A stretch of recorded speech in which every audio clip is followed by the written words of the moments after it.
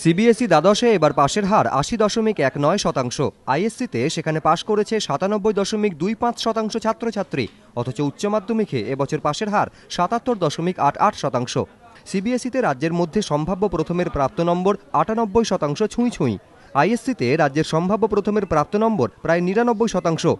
উচ্চ মাধ্যমিকে প্রথম স্থানাধিকারী পেয়েছে ৯৫.৮%।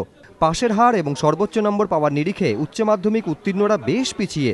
এবছর উত্তীর্ণদের অর্ধেকের বেশি পরীক্ষার্থীর প্রাপ্ত নম্বর ৫০%-এরও কম। তার উপর গত বছরের তুলনায় এবার ৫০,০০০ বেশি পরীক্ষার্থী পাশ করেছে উচ্চ মাধ্যমিকে। কলেজে ভর্তির ক্ষেত্রে উচ্চ মাধ্যমিক উত্তীর্ণদের সমস্যার কথা ভেবে ভারসাম্যের ফর্মুলা তৈরি করল রাজ্য সরকার। শিক্ষামন্ত্রী ব্রাত্য বসু জানিয়েছেন, ভর্তিতে বৈষম্য এড়াতে এবার পার্সেন্টাইল পদ্ধতি অনুসরণ করা হবে। সরকারের এই সিদ্ধান্তের কথা জানিয়ে কলেজে কলেজে যাচ্ছে নির্দেশিকা। আমাদের ছাত্ররা যাতে বৈষম্যের সম্মুখীন না হন, সেক্ষেত্রে ওদের নম্বরের ক্ষেত্রে আমরা একটা পার্সেন্টাইল থিওরি এবছর থেকে ইমপ্লিমেন্ট করার চেষ্টা করছি। সেটা বিস্তারিতভাবে আমরা সেটা নিয়ে করছি এবং সেই অনুযায়ী কলেজকে আমরা জানিয়ে দিচ্ছি। স্রেফ নম্বর কম পাওয়ার জন্য ভর্তিতে বাড়তি সুযোগ করে দেওয়া আদতে মেধার সঙ্গে আপোষ, প্রশ্ন তুলেছেন অনেকেই। শিক্ষামন্ত্রীর ব্যাখ্যা, অন্যান্য বোর্ডের তুলনায় ধারাবাহিকভাবে উচ্চ মাধ্যমিকে উত্তীর্ণদের কম নম্বরে তৈরি হয়েছে বৈষম্য। সেই বৈষম্য দূর করাই সরকারের লক্ষ্য।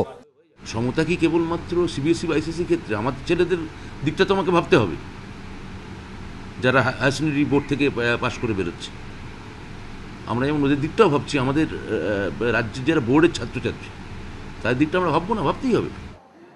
কিভাবে এই বৈষম্য দূর করা হবে তা সংশ্লিষ্ট কলেজের ওপরই ছেড়েছে সরকার। সরকারি সূত্রে খবর, কোনো কলেজ এক্ষেত্রে আসন সংরক্ষণও করতে পারেন, তবে সর্বগ্রাহ্য পদ্ধতি হলো বিভিন্ন বোর্ডের সর্বোচ্চ নম্বরের নিরিখে পার্সেন্টাইল পদ্ধতি অনুসরণ করা। এক্ষেত্রে কলেজে আবেদনকারীদের সর্বোচ্চ নম্বরকে ১০০% ধরে তার নিরিখে মেধা তালিকা তৈরি করা হবে। সরকারের বক্তব্য, এই পদ্ধতিতে সর্বোচ্চ নম্বর এবং পাশের হারে পিছিয়েও উচ্চ মাধ্যমিক পরীক্ষার্থীরা ভর্তির সুযোগ পাবেন। কৃষ্ণেন্দু অধিকারী, এবিপি আনন্দ, কলকাতা।